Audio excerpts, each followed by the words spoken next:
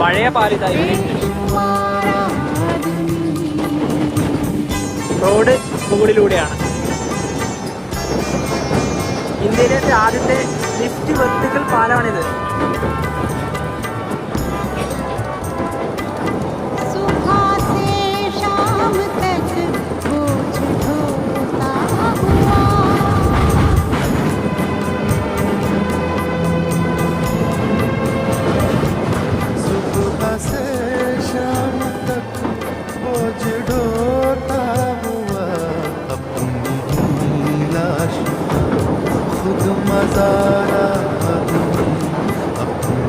പഴയ പാലം നിർമ്മിച്ചത് 1914 പുതിയ പാലം 2025 ഏപ്രിലും.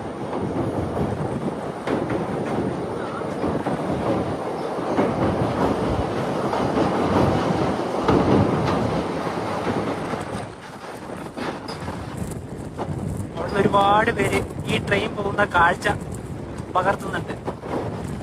മനോഹരായിരിക്കുമല്ലോ.